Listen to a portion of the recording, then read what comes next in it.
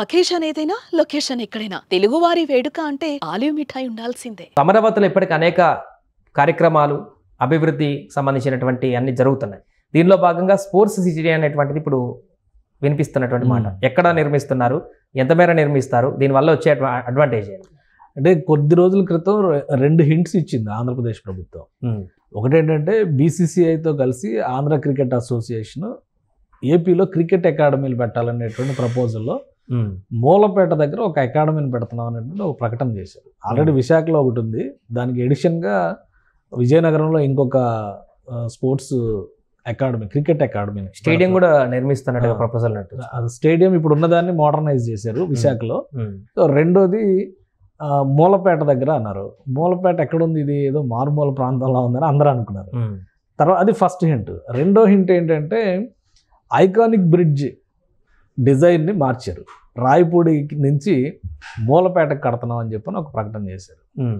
So అసలు అక్కడ విజయవాడ నగరానికి దాదాపు ఒక 15 నుంచి 20 కిలోమీటర్ల డిస్టెన్స్లో ఉన్న మూలపేట దగ్గర క్రికెట్ అకాడమీ ఎందుకు పెడుతున్నారు? విజయవాడలో already Andhra cricket association ground ఉంది. ఇప్పుడు ప్రభుత్వ కార్యక్రమాలన్నీ కూడా ఆ మున్సిపల్ గ్రౌండ్లోనే జరుగుతాయి. క్రికెట్ మ్యాచ్లు ఇదివరకు జరిగాయి, ఇప్పుడు జరగట్లేదు. సో ఎడిషనల్గా స్పెషల్గా ఒక పెద్ద గ్రౌండ్ ఉండాలని చెప్పని మంగళగిరిలో ఒక నిర్మాణం చేశారు. 12 సంవత్సరాలు కట్టారు. అది 12 సంవత్సరాలు కట్టడము, రకరకాల సమస్యలు, గత ప్రభుత్వ హయాంలో దాన్ని ఎంకరేజ్ చేయకపోవడం, ఇవన్నిటి వలన అక్కడ ఇంటర్నేషనల్ మ్యాచ్లు స్టాండర్డ్కి అది సరిపోదని చెప్పని తేల్చారు. సో దాన్ని ఏదో జోనల్ రంజీ మ్యాచ్లకి వాటికి ఉపయోగిద్దామని చెప్పి అనుకున్నారు. ఇంకొకటి భారీ స్టేడియం నిర్మించాలనేటువంటి ప్రపోజల్ చేశారు. అమరావతిలో ఆల్రెడీ డిజిగ్నేటెడ్ స్పోర్ట్స్ సిటీ ఒకటి ఉంది.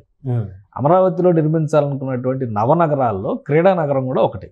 దానికోసం 1640 హెక్టార్ల భూమి, అంటే దాదాపు 4,500 ఎకరాల భూమిని కేటాయించారు.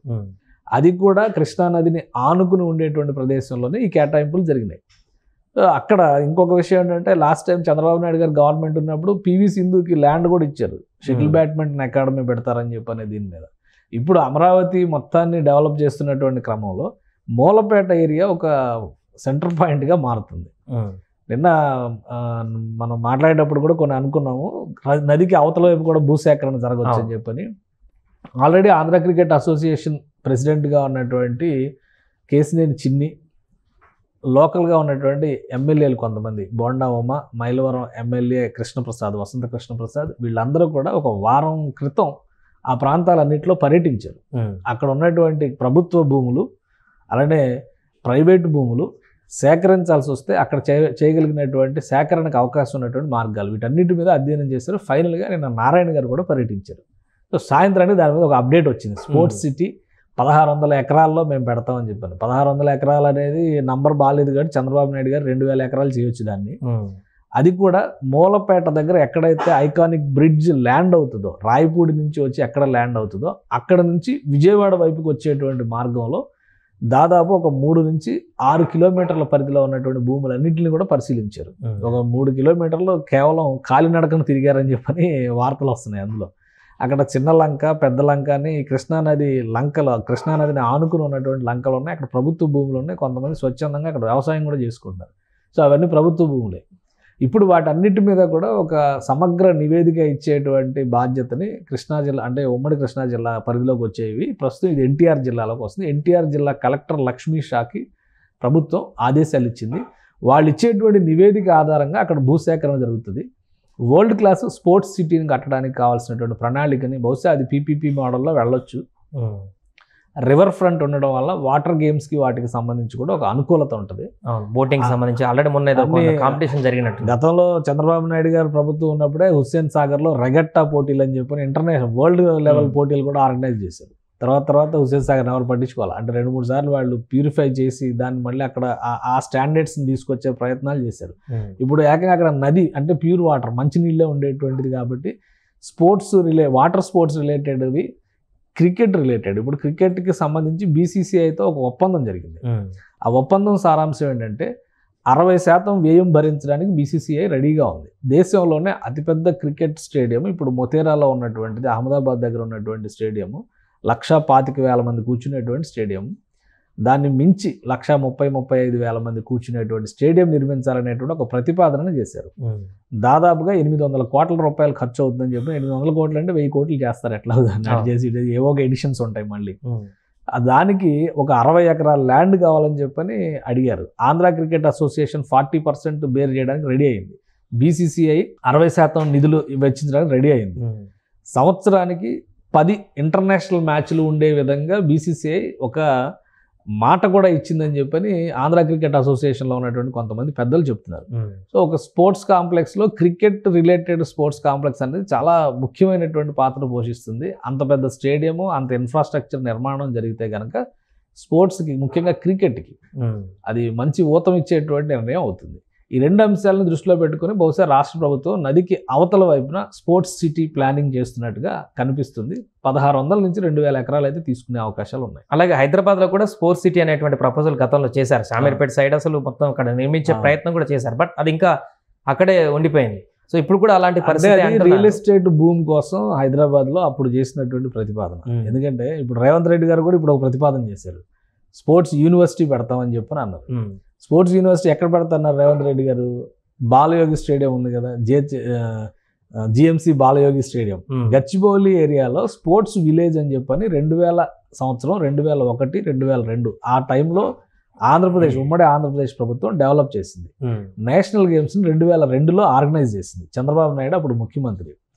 అదేవిధంగా అక్కడ స్పోర్ట్స్ కాంప్లెక్స్ ఇప్పుడు కూడా మీరు చూస్తే క్రికెట్ స్టేడియం, అక్కడ క్రికెట్ స్టేడియం లేదు, ఫుట్బాల్ గ్రౌండ్ ఉంది. Football ground, running track, indoor games కి సంబంధించి basketball, volleyball, shuttle badminton, hockey, astroturf కోర్టులు ఉన్నాయి. అక్కడ 4 కోర్టులు వేశారు. స్విమ్మింగ్ పూల్స్, ఇంటర్నేషనల్ స్టాండర్డ్స్ ఉన్న స్విమ్మింగ్ పూల్స్ ఉన్నాయి. అవన్నీ గాలికి వదిలేశారు. కొత్తగా స్పోర్ట్స్ సిటీ ఎక్కడో కడతామని ప్రపోజ్ చేశారు. ఉన్న ఇన్ఫ్రాస్ట్రక్చర్ ఎలా వదిలేస్తారు? ఇప్పుడు రేవంత్ రెడ్డి గారు ఏం ప్రపోజ్ చేశారంటే ఈ కాంప్లెక్స్ను ఉపయోగించుకొని స్పోర్ట్స్ యూనివర్సిటీ పెడతానన్నారు. సో అది కొంత వైజ్ డెసిషన్. అప్పుడు ఏంటంటే ఉత్తర హైదరాబాద్లో ఏదో రియల్ ఎస్టేట్ డౌన్ ఉంది, భూమి ఉంది, అది ఉంది, ఇది ఉంది అని బాగా యాడ్స్ కూడా వచ్చాయి విపరీతంగా.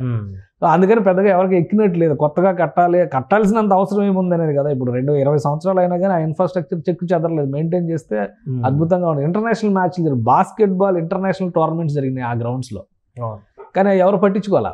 ఇప్పుడు వైజ్గా రేవంత్ రెడ్డి గారు ఆ ఇన్ఫ్రాస్ట్రక్చర్ మొత్తం ఉపయోగించుకుని మేము యూనివర్సిటీ పెడతాం అనేటువంటి మాట చెప్పారు. అది కొంత నమ్మడానికి నమ్మశక్యమైనటువంటి మాట. ఇంకో విషయం ఏంటంటే 2003లో Afro Asian games, Africa, Asia ఖండాలకు చెందిన దేశాలన్నీ పార్టిసిపేట్ చేసినాయి. ఇప్పటికి కూడా హైదరాబాద్లో వీరా అని పేరున్న బస్సులు తిరుగుతూ ఉంటాయి. ఎందుకంటే ఆ రోజు ఆఫ్రో ఏషియన్ గేమ్స్కి వీరా మస్కట్, వీరా పేరు మీద బస్సులు స్టార్ట్ చేసింది గవర్నమెంట్. అప్పుడు ఇప్పటికే కనిపిస్తూ ఉంటాయి.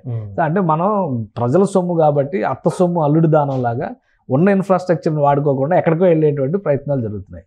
అది కాకుండా ఇప్పుడు అమరావతిలో వచ్చేసరికి ఏమవుతుందంటే కొత్తగా ఇన్ఫ్రాస్ట్రక్చర్ క్రియేట్ చేయాలి. ఇప్పుడు ఎక్కడైతే కొత్తగా ఒక ఇన్ఫ్రాస్ట్రక్చర్ క్రియేట్ చేసి దాన్ని ఒక వెన్యూ కింద మారుస్తారో ఫ్యూచర్లో భవిష్యత్తు అవసరాలు దాన్ని విస్తరించుకోవడానికి అవకాశం ఉంటుంది.